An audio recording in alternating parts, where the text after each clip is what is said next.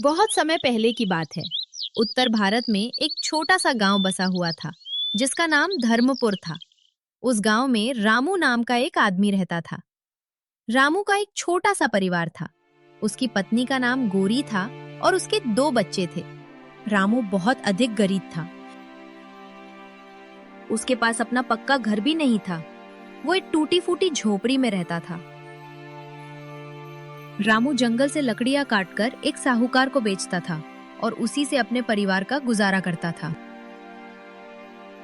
एक दिन रामू लकड़ियां काटकर साहूकार के पास गया। तब साहूकार ने कहा, कल जो तुम लकड़ियां देकर गए थे वे लकड़ियां खराब थीं।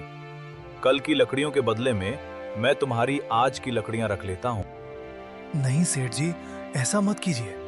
मैं ये लकड़ियां बेचकर ही अपने परिवार का गुजारा करता हूँ। लेकिन सेठ नहीं माना। सेठ ने कहा, कल और लकड़ियां ले आना, फिर पैसे ले जाना। सेठ जी, अगर आज पैसे नहीं मिले तो मेरा परिवार भूखा रह जाएगा। मैं राशन कैसे लूंगा?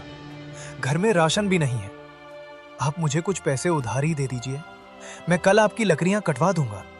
लेकिन सेठ ने मना कर दिया। रामू दुखी होकर अपने घर आ गया।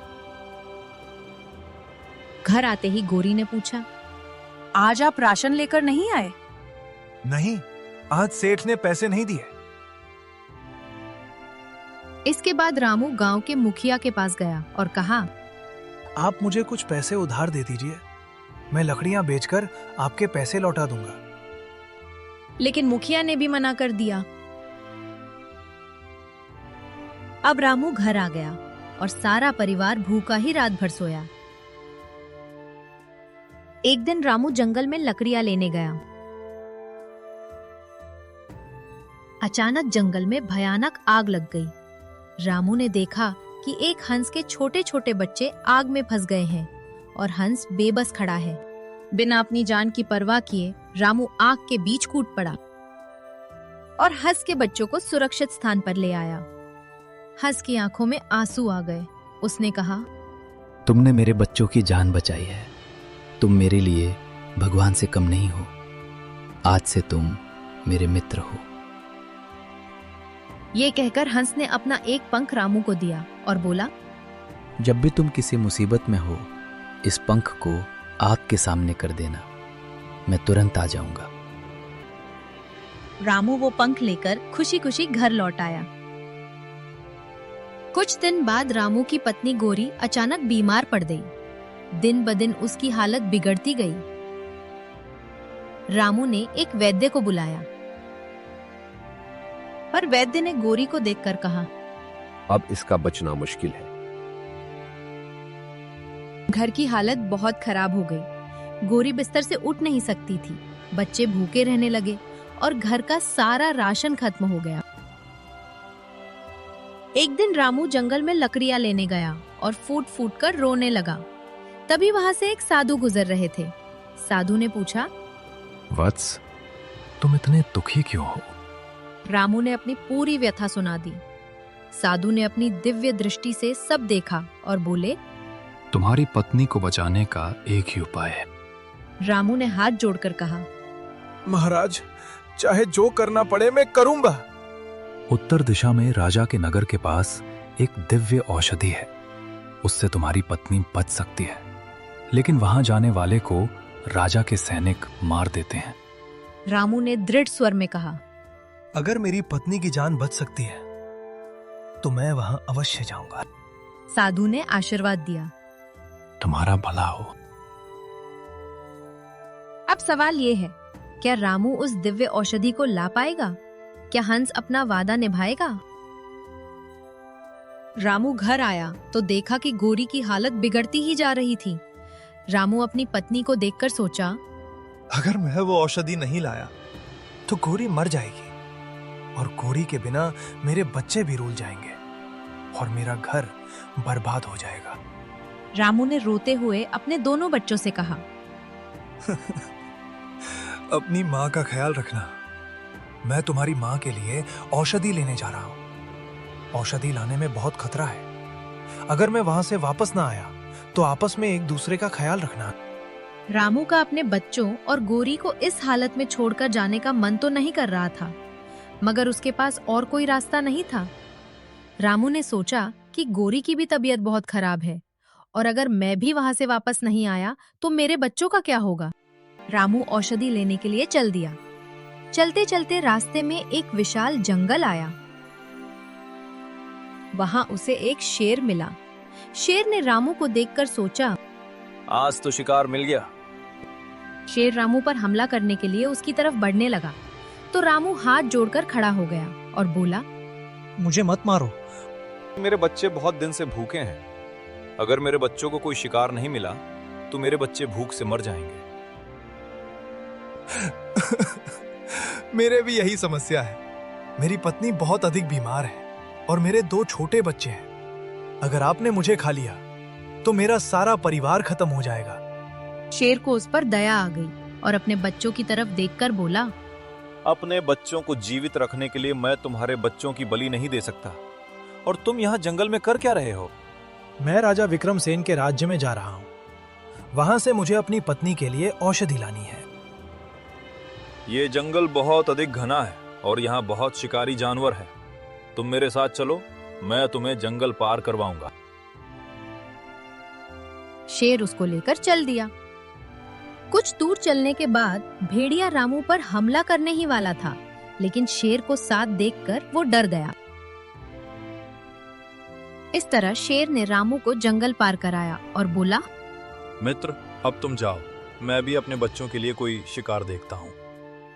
रामू ने शेर का धन्यवाद किया और आगे चल दिया। पूरा एक दिन चलने के बाद वो राजा विक्रमसेन के नगर में चला गया। उसने चुपचाप पता लगाया कि औषधि कहाँ पर मिलेगी। तभी एक आदमी ने कहा, उसके बारे में सोचना भी मत। वहां पर बहुत सख्त पहरा है और वहां से आज तक कोई जीवित नहीं आया। लेकिन रामू को औषधि तो लेनी ही थी। रामू ने रात होने का इंतजार किया। रामू ने रात के अंधेरे में औषधि तोड़ ली और उसे छुपा लिया। तभी सैनिकों ने उसे देख लिया और उसे बंदी बना लिया और उसे कैद में कर दिया और कहा, कल सुबह तुम्हें राजा के सामने पेश किया जाएगा और महाराज विक्रमसेन तुम्हें मृत्यु दंड देंगे। रामू रात भर सोचता रहा कि अगर मैं यहाँ पर मर गया तो मेरा पूरा परिवार खत्म हो जाएगा और अब राजा भी मुझे मृत्यु दंड देगा। वो सारी रात अपने और अपने परिवार के बारे में सोचकर रोता रहा। और उधर रात को बहुत तेज तूफान आया और रामू की झोपड़ी भी उड़ गई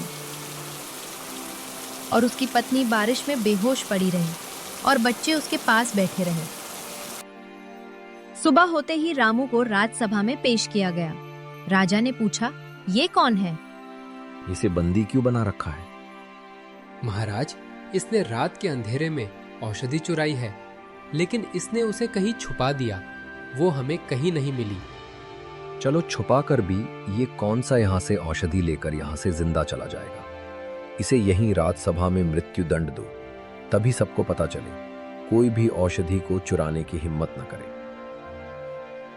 रामू को राजसभा में ही लिटा दिया गया और सेनापति ने अपनी तलवार निकाली।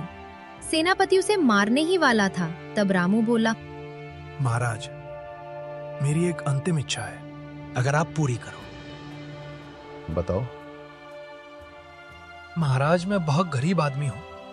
मैंने आज तक जिंदगी में कुछ नहीं देखा और मैं एक टूटी झोपड़ी में रहता था। महाराज, मेरी इच्छा यह है कि मैं आपके महल और नगर को ऊपर से देखना चाहता हूं कि आपका नगर कैसा है, और एक आखिरी बार हुक्का पीना चाहता हूं। इसकी इच्छा पूरी करो और महल के चारों तरफ पहरा लगा दो ताकि ये भाग ना पाए। रामू महल के ऊपर चढ़ गया और नगर को देखकर हुक्का पीने लगा। रामू ने चुपके से अपनी जेब से वो पंख निकाला जो हंस ने उसे दिया था और उसे हुक्के की आग की तरफ कर दिया। तभी हंस वहां आ गया। रामू ने कहा, मित्र, मेरी जान बहुत संकट में है, मुझे यहाँ से बाहर निकालो। तुम मेरी पीठ पे बैठ जाओ। ये पक्षी कौन है? कोई भी हो, ये क्या कर सकता है? अब ये यहाँ से कहाँ भाग सकता है? जैसे ही रामू बैठा, हंस रामू को लेकर उड़ गया। राजा के सैनिक देखते रह गए। सैनिकों ने उसे पकड़ने की कोशिश की, लेकिन हंस उसे लेकर उड़ गया। रास्ते में चलते चलते रामू ने अपनी सारी समस्याएं हंस को बता दी। हंस ने रामू को सीधे उसके घर पर ही उतारा, तो रामू ने देखा कि मेरी तो झोपड़ी भी उड़ गई। उसकी पत्नी और बच्चे सब बाहर बैठे थे। बच्चों ने कहा, पिताजी, हमें छोड़कर आप कहाँ चले गए थे? देखिए ना मम्मी को क्या हो गया है, और हमारे पास घर भी नहीं रहा। मेरे बच्चों, सब ठीक हो जाएगा। रामू ने कूट कर गोरी को वो औषधि पिलाई। औषधि पीते ही गोरी की आंखें खुल गईं।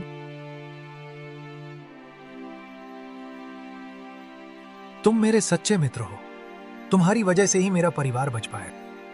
मित्र, तुम तो बहुत दुखी हो। मैं तुम्हें एक लाल देता हूँ। इस लाल की बहुत ज्यादा कीमत है। इसे बेचकर तुम अपना घर बनाओ। और मित्र, तुम्हें कभी भी मेरी मदद की जरूरत पड़े तो मुझे याद कर लेना। इतना कहकर हंस उड़कर चला गया। गोरी की तबीयत बिल्कुल ठीक हो। रामू ने वो लाल बेचकर अपना एक सुंदर घर बनाया और अपने परिवार के साथ रामू हंसी खुशी रहने लगा।